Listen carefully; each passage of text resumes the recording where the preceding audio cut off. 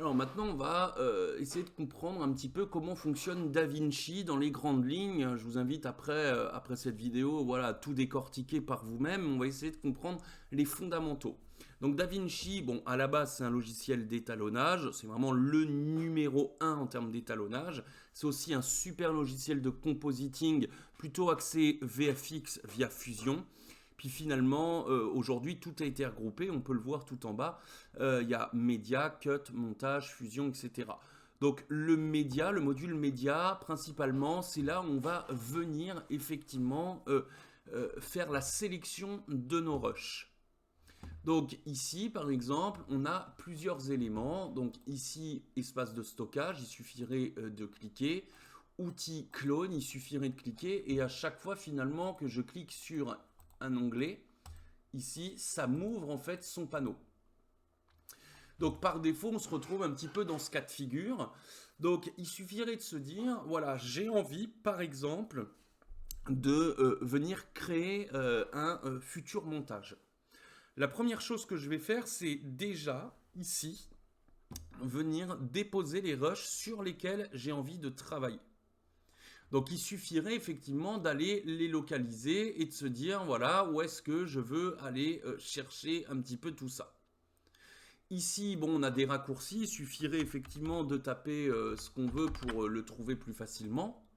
Donc par exemple ici voilà, on va venir ici, il suffirait en fait maintenant de venir se dire qu'est-ce que je veux finalement choisir comme rush, et puis en fonction de ça, bah voilà, je viens regarder et je me dis quels sont les rushs que je vais venir travailler. Donc par exemple, je vais prendre ça, il suffirait sinon de venir par exemple ici, de venir en fait par exemple ici, de venir faire ça, de venir éventuellement hop, faire ça. Donc je vais venir par exemple faire ça, hop, localiser effectivement à ce moment-là ça, et rien ne m'empêche aussi de venir glisser, déposer des dossiers contenant eux-mêmes des rushs. Donc je peux les glisser, déposer ici, vous voyez, je ne suis pas obligé de passer directement par ici. Donc là, je me retrouve avec toute une série de rushs que je suis venu glisser, déposer dans ma bibliothèque de médias. Maintenant, si je vais ici dans le module montage, on voit que j'ai tous mes rushs. Donc le problème, c'est qu'il n'y a rien d'organisé. Donc c'est là qu'il va falloir commencer à paramétrer un petit peu tout ça. Donc on va regarder en fonction du panneau, de ce module et des différents panneaux. Ici, en fait, si je clique, ça me permet de mettre play et d'avoir un aperçu. Donc je peux regarder, en fait, ça me permet d'avoir un aperçu. Si je veux effectivement dérusher, vous savez, quand on entend le fameux silence moteur action coupé, on pourrait l'enlever par exemple. Ici, il suffirait d'entendre silence moteur action. Hop, donc s'il est ici, je veux éliminer cette partie. Il suffirait de faire un point d'entrée et éventuellement, hop, ici, on imagine un point de sortie. Et ici, maintenant, ce plan, on voit bien qu'il a deux barres. Et on voit bien que ça représente uniquement la partie que j'ai sélectionnée en entrée et en sortie. C'est-à-dire que dans ce montage, si je l'importe, il va ne m'importer uniquement que cette petite partie.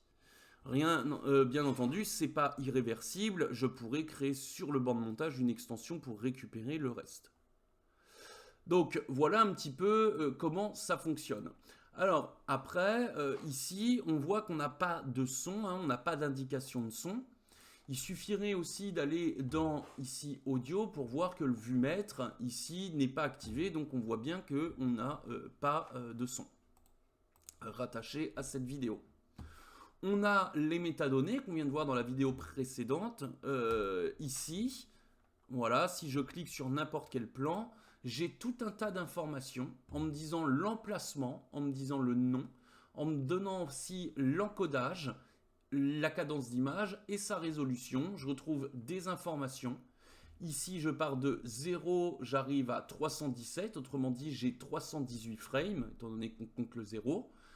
Ce plan dure 12 secondes 18. Ici, je suis à 25 images secondes. La profondeur de bits, ce qui est important et on verra plus tard, elle est à 10. Donc, vous voyez, j'ai tout un tas d'informations. Ici, inspecteur, on peut effectivement, mais on ne va pas le faire ici, voir les propriétés propres à ce plan. Si je veux en fait rezoomer, etc., je peux le faire directement ici via l'inspecteur et via en fait les différentes propriétés concernant le plan en question que je sélectionne. Donc je vais juste mettre réinitialiser ici. Moi, j'ai pas envie de le faire. Bien entendu, on peut le faire. Bon, capturer, c'est plus pour capturer effectivement donc une source de caméra qu'on aurait connectée ou un autre appareil compatible. Donc l'idée, c'est que si je veux maintenant venir organiser un petit peu tout ça, ce que je conseille fortement, c'est de venir faire clic droit, nouveau chutier, et de faire par exemple, je pourrais mettre plan ici, donc Diamoussa, et ici en fait, tous mes plans concernant ce comédien, je viendrai effectivement les mettre à l'intérieur. Clac. Ici, je pourrais refaire un chutier, je pourrais mettre plan ici Quentin, et pareil, tout ce qui concerne, hop, ici, ce comédien, je les mets à l'intérieur. Je pourrais faire par exemple plan illustration, et je mettrai tous les plans d'illustration. Ce qui fait qu'effectivement, maintenant, ici, on a ce qu'on appelle un master. Donc le master, on voit que, hop, il y a une petite flèche, je peux dérouler et il contient tout ça. Si je clique sur plan Diamoussa, j'ai accès à tous ces plans. Plan Quentin, tous les plans et plan illustration, tous les plans d'illustration. Je pourrais refaire, même si j'ai envie, un chutier. Et ici, je pourrais marquer par exemple séquence timeline.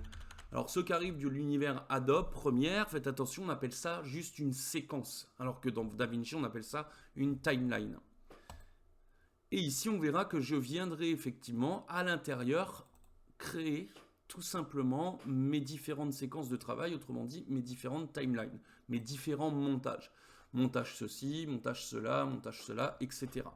Ce qui veut dire que maintenant, si je vais effectivement ici dans le module montage, je vois mon master et j'ai pas à avoir tout un tas de rushs qui viennent me polluer visuellement parce que je pourrais tout simplement sélectionner en fonction ici de la bibliothèque de médias les plans sur lesquels j'ai envie de travailler.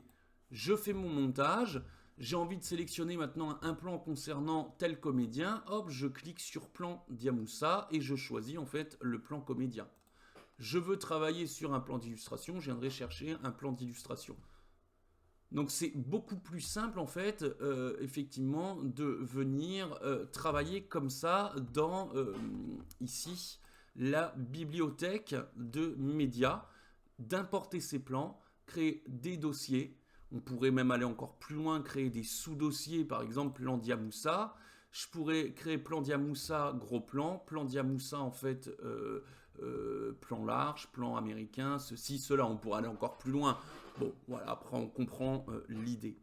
Donc voilà, en tout cas, ce qui concerne effectivement l'utilité ici de le module média.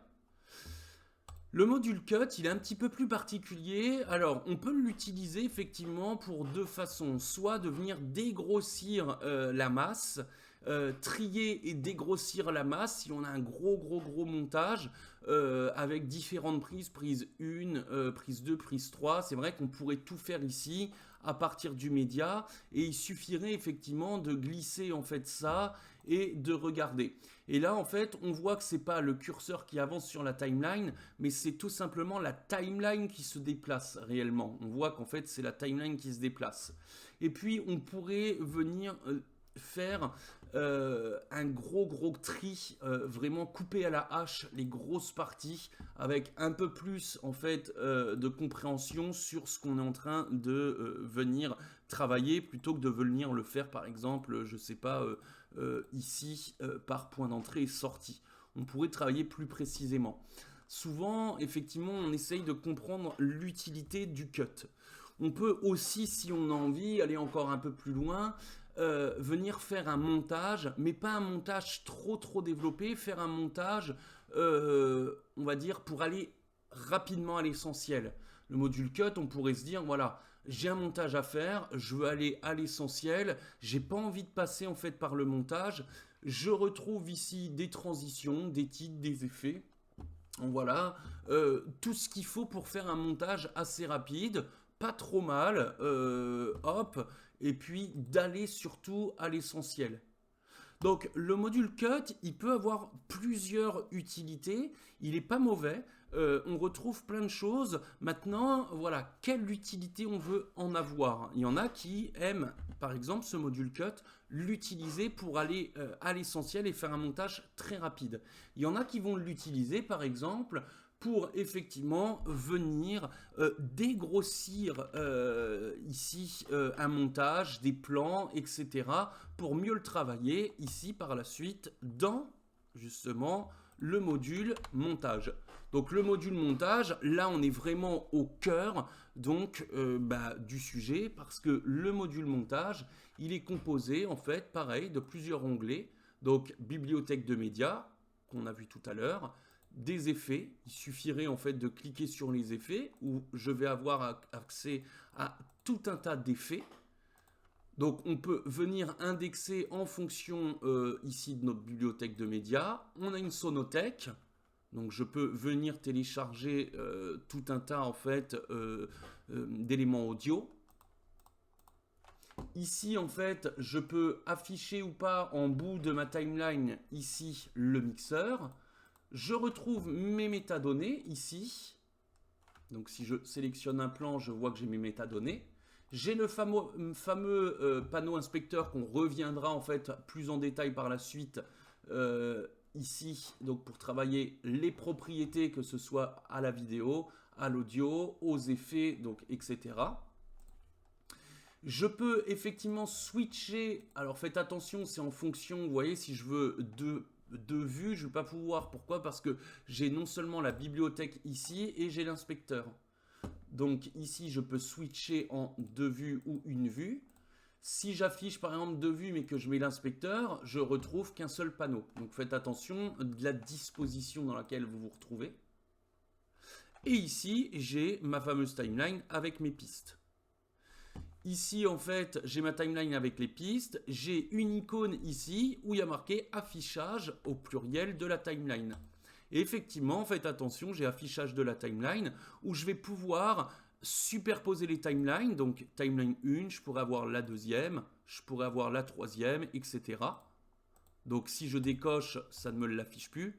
Je peux effectivement en fait avoir des pistes par sous-titres. Je peux venir avoir l'affichage ou pas sur ma timeline de mes waveforms ici. Donc si j'ai une piste audio. Je peux en fait mettre des options d'affichage sur la vidéo, des affichages audio. Donc sur ma waveform, je peux avoir en fait un contour pour mieux la distinguer, pour mieux la centrer. Et je peux éventuellement, si je fais ça, si je fais par exemple ça, vous voyez ici, et si je fais par exemple ça, donc venir afficher la hauteur des pistes ici, ici, pareil ici. Ici, en fait, j'ai tous les outils donc, concernant effectivement la timeline. Les trois à la fin, on verra en temps voulu, mais les trois à la fin vont me permettre de cadrer automatiquement ma timeline en fonction de la disposition dans laquelle je me retrouve. Vous voyez, recadre automatiquement. Je fais ça, il va recadrer automatiquement. Ici, je cadre en fonction donc de mon curseur, zoom détail. Il suffirait de cliquer dessus. Ça me met ici au centre et j'ai juste à zoomer et on voit que je zoome en fonction d'où se trouve mon curseur. Il suffirait de se mettre comme ça, donc en personnalisé. Ici, en fait, je peux retourner ici. Je vois en fait que j'affiche ou je désaffiche ici, donc la waveform.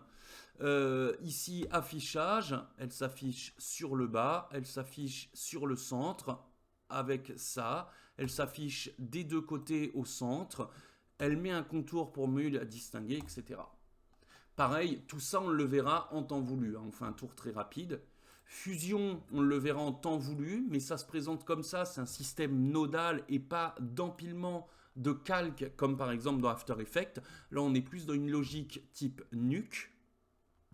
Donc ça, on le verra. On retrouve la même chose, sauf que ici, au lieu d'avoir des pistes, je me retrouve à avoir des nœuds de connexion. Il suffirait en fait de venir en fait créer des nœuds de connexion pour finalement venir travailler différents éléments.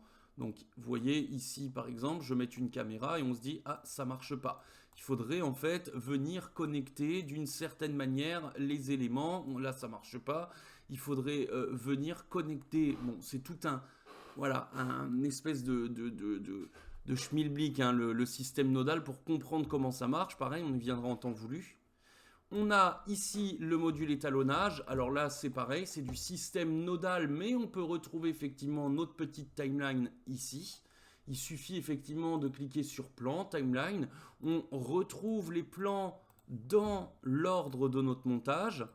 Ici, par exemple, si je change et que je mets ça ce coup-ci ici, puis que je mets ça, par exemple, hop, à la fin, hop, et que je retourne dans l'étalonnage, ici, on va voir que ce sera pris en compte à chaque fois dans l'ordre. Là, je commence le plan ici.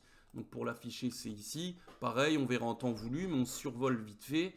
Si je décide de faire ça et ça, je mets ce plan maintenant ici. Si je vais ici, vous voyez que c'est ce plan maintenant qui est devenu en numéro 1. Donc j'ai une petite timeline, on comprendra l'utilité en temps voulu. J'ai effectivement le fait d'afficher ou pas les plans.